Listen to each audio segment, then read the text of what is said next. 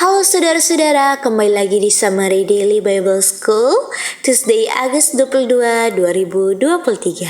Kali ini kita akan membahas mengenai kata new moons and appointed feast yang kita temukan dalam buku Yesaya 1 ayatnya yang ke-14, yang mana seringkali orang menggunakan ayat ini sebagai ayat bukti bahwa tidak perlu untuk melakukan new moons ataupun appointed feast karena itu merupakan hal yang dibenci oleh Tuhan.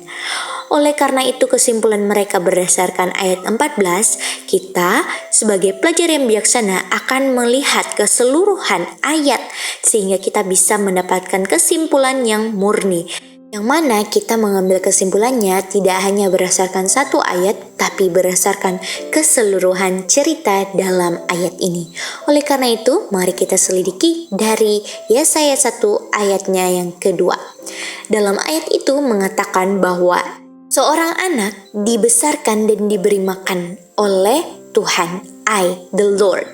Dan dikatakan bahwa anak di sini adalah Israel. Dan pertanyaannya, dari mana kita bisa tahu bahwa anak di sini adalah Israel? Oleh karena itu kita ke buku Amos 3 ayat 1. Dalam buku Amos 3 ayat 1 mengatakan bahwa "O children of Israel." Ada children.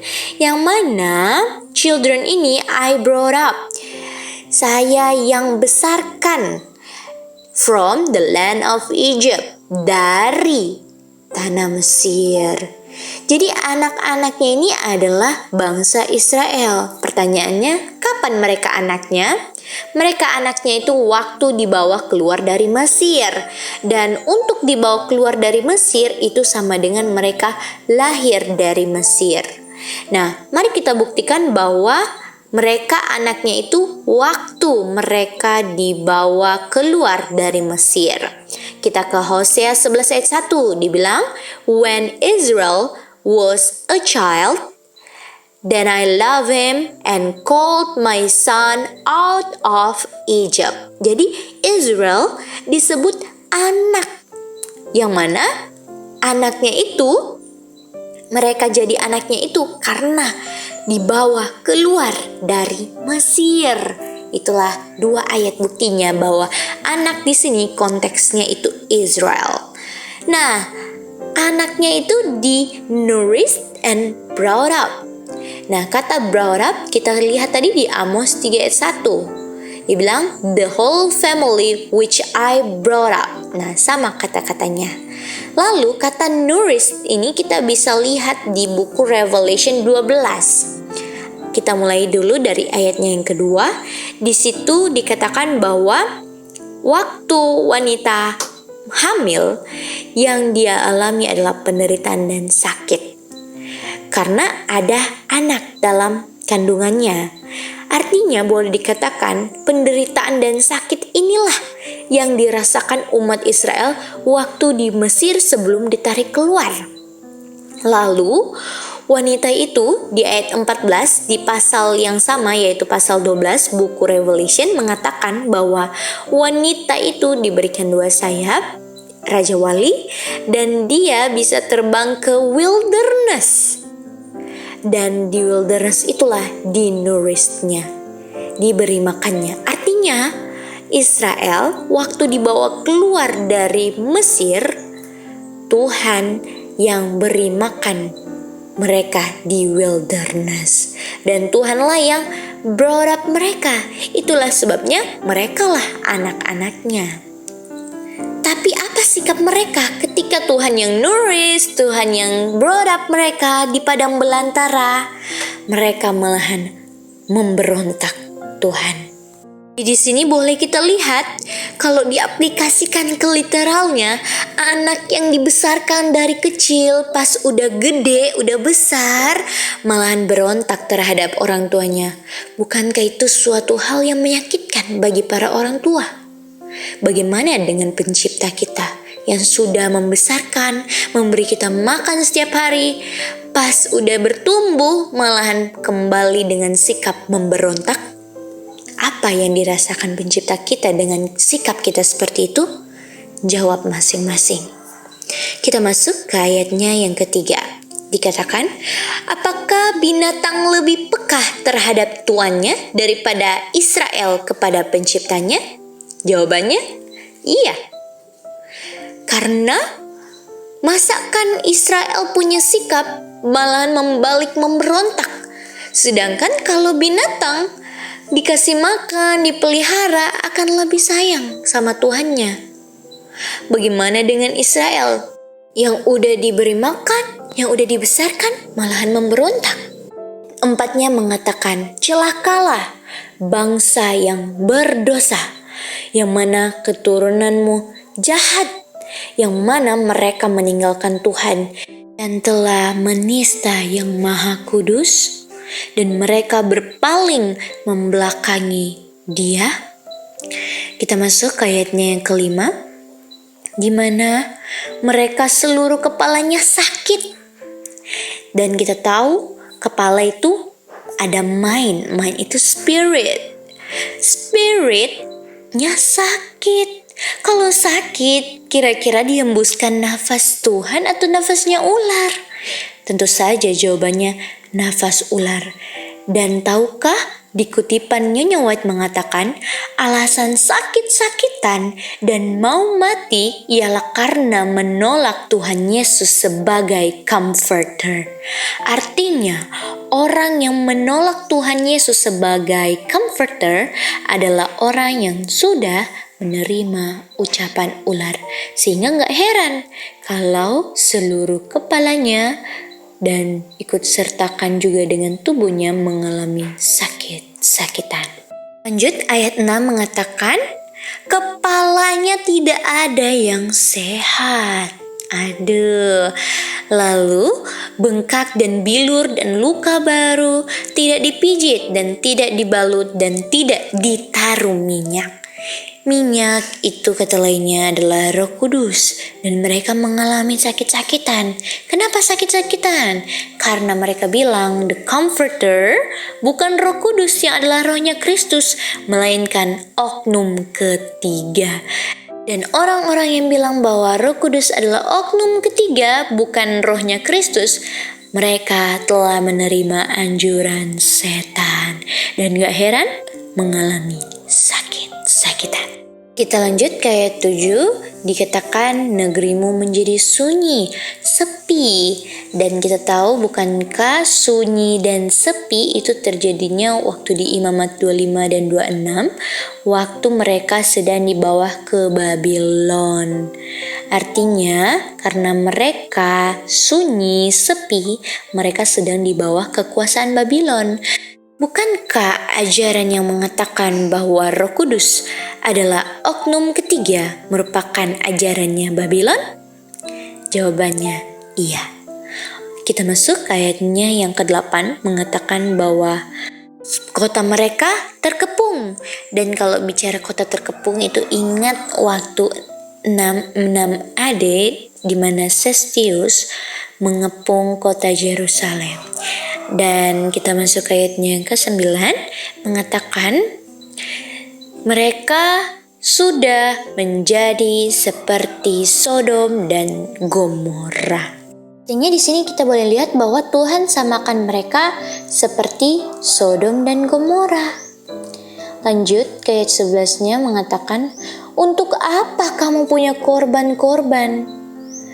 Saya tidak tertarik dengan darah-darah lembu dan domba dan kambing.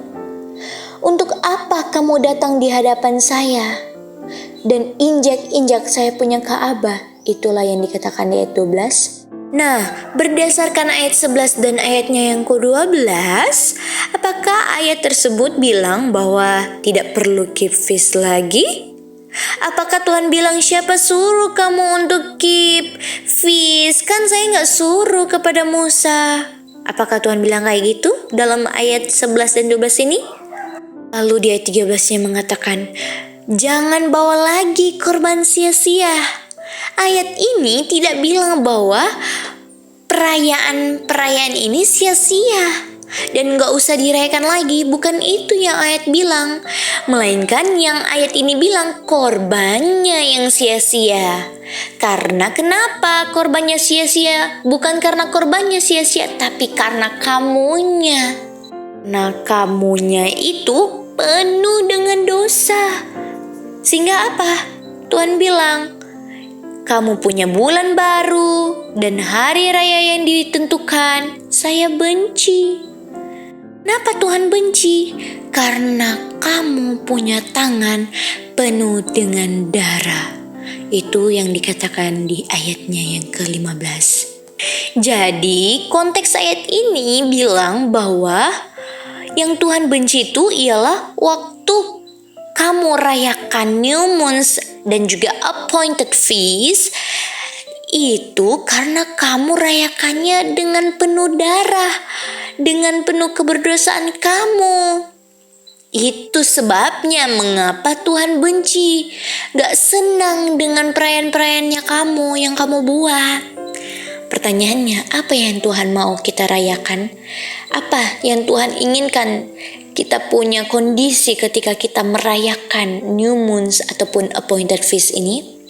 Kita lihat di ayatnya yang ke-16 mengatakan, cucilah dirimu dan jadilah bersih, jauhkanlah kejahatan dari hadapanku, berhentilah berdosa, belajar untuk berbuat yang baik, tolong orang yang tertindas. Itu sudah sekaligus dengan ayatnya yang ke-17.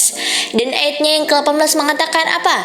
Marilah datang sama-sama, walaupun dosamu merah seperti kermisi, akan menjadi putih seperti salju.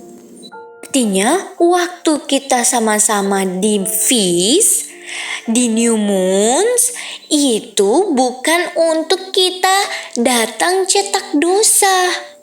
Melainkan waktu kita datang ke situ, kita sama-sama reason. Bagaimana ya supaya saya nggak berdosa lagi? Gimana ya supaya saya menghadapi situasi kondisi tertentu saya tidak cetak dosa.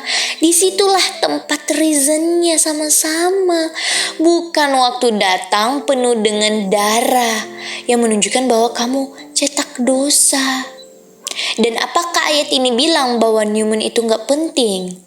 Jawabannya tidak sama sekali. Ayat ini bukanlah menjadi bukti bahwa gak penting untuk buat new moon ataupun appointed feast.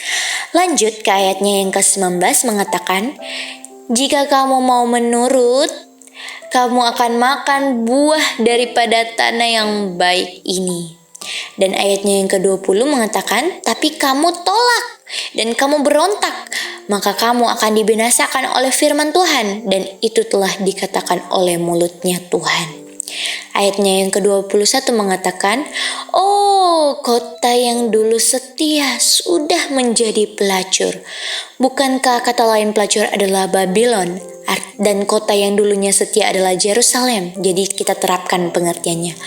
Oh Yerusalem yang dulunya kamu setia sudah menjadi Babylon. Jadi ini konteksnya umat Tuhan dibesarkan. Dan umat Tuhan yang dibesarkannya waktu keluar dari Mesir dan dibesarkannya itu di wilderness telah memberontak terhadap Tuhannya. Bukankah gara-gara mereka di Mesir telah melupakan hukum Tuhan, statute and judgment? Gara-gara berdosa, maka Tuhan berikan ini feast untuk dirayakan supaya kamu bisa diingatkan kembali dan tidak berdosa. Bukan seperti argumentasinya kamu yang bilang, oh gak butuh lagi new moon, oh gak butuh lagi appointed feast. Artinya untuk kamu bilang seperti itu ialah untuk kamu tidak mau berhenti berdosa dan gak mau diingatkan kembali mengenai statute and judgment and commandments. Dan kamu akan berdosa terus. Dan jangan harap akan masuk kerajaan surga untuk makan buah daripada pohon kehidupan. Kalau kamu bilang bahwa tidak perlu lagi untuk melakukan appointed feast dan juga new moons. Dan berdasarkan kita sudah lihat alur keseluruhannya, konteksnya itu bukan mengatakan bahwa nggak perlu lagi new moons ataupun appointed feast. Artinya feast ini masih tetap perlu dipelihara. Pertanyaannya, kenapa kita keep the feast? Karena dengan kita keep the feast, kita praise and thanksgiving. Dan praise and thanksgiving adalah bahan forever-nya. Kira-kira apakah praise and thanksgiving tidak dibutuhkan lagi? Dan karena kita tahu bahwa praise and thanksgiving itu selalu dibutuhkan, artinya selama itulah feast itu berlakunya. Simpulannya, let us keep the feast karena kita akan keep feast-nya forever, selama kita akan selama-lamanya praise and thanksgiving before the throne of God and the Lamb of God. Inilah summary morning worship kita. Biarlah saudara-saudara yang telah mendengarkan summary ini bisa terberkati. To God be the glory. Sampai baku dapat di summary berikutnya. Bye-bye.